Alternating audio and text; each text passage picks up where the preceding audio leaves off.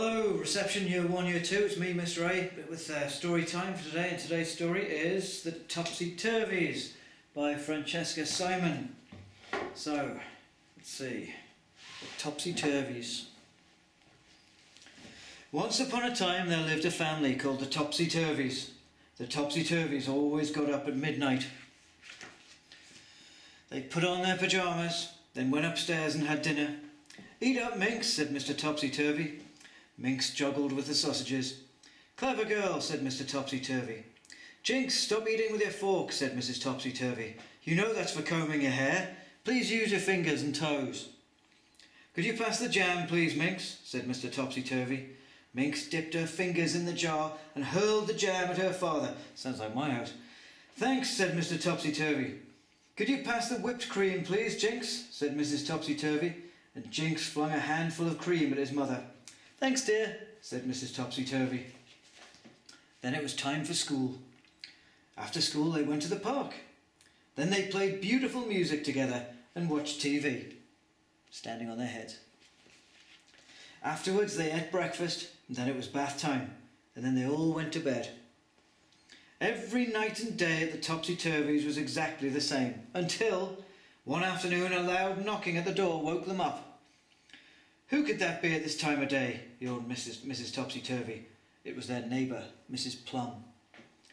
"Oh dear," said Mrs. Plum, "were you just leaving?" "No," said Mrs. Topsy-Turvy. "Why would I go outside wearing my coat?" "I'm sorry to bother you," said Mrs. Plum, "but I have to go out. Could you come over and look after little Lucy? She's as good as gold." Mrs. Topsy-Turvy was very sleepy, but she liked helping others. "Of course," said Mrs. Topsy-Turvy. "We'll be undressed in a minute." As soon as everyone was ready, they went next door to Mrs. Plum's house. "Thank you so much," said Mrs. Plum. "Do make yourselves at home and have something to eat." And off she went. "Mum, why is Mrs. Plum wearing clothes outside?" said Minx. "Shh," said Mrs. Topsy-Turvy. "Everyone's different." The Topsy-Turvies goggled at Mrs. Plum's house. Nothing looked right. "Poor Mrs. Plum," said Mrs. Topsy-Turvy. "Let's make the house lovely for her." The Topsy-Turvies went to work. They fixed, they fussed, and they put the room in apple pie order. "That's better," said Mr. Topsy-Turvy. "Careful, Lucy, don't put that apron on, you'll get paint all over it," said Mr. Topsy-Turvy. "Lucy, don't draw on the paper," said Mrs. Topsy-Turvy. "Draw on the walls." "Isn't she naughty?" said Minx. "Not everyone can be as well behaved as you, dear," said Mrs. Topsy-Turvy. "Lucy, what a lovely picture." She's drawn it on the wall. "I'm hungry," said Jinx. "So am I," said Minx. Mrs. Topsy-Turvy looked at the clock. It was already 5. "We might as well have breakfast," said Mrs. Topsy-Turvy. "Let's see what food we can find in the bedroom."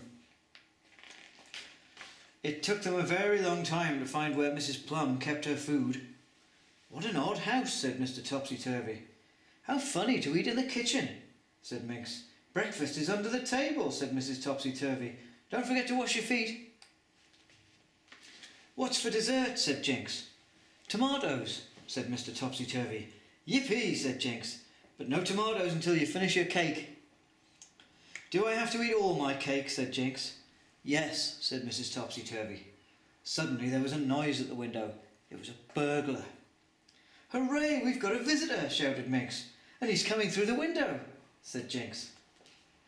"Let's make everything lovely for our guest," said Mrs. Topsy-Turvy.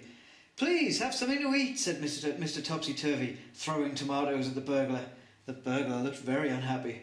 "Have some cake," said Jinx, hurling his leftovers. "No, have some of mine," shouted Minx. "Mine too," shouted Lucy.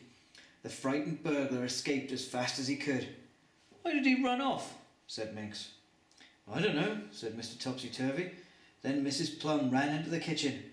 "Is everything all right?" said Mrs. Plum. "I just saw a burglar jump out of the window." "Everything's fine," said Mr. Topsy-Turvy. "You chased away a burglar," said Mrs. Plum. "Thank you so much. Goodness, what a mess he made." "What mess?" said Mrs. Topsy-Turvy. The Topsy-Turvies waved goodbye and went home. "Mrs. Plum should have said thank you for making her house so lovely," said Minx. "Never mind," said Mr. Topsy-Turvy. "It takes all sorts to make a world." All right, I hope you enjoyed that. That's a good one. I haven't read that one before. Really good. Anyway, thanks very much for tuning in. I'll be back again tomorrow with another one. Meantime, take care. Have a great day. Bye-bye now.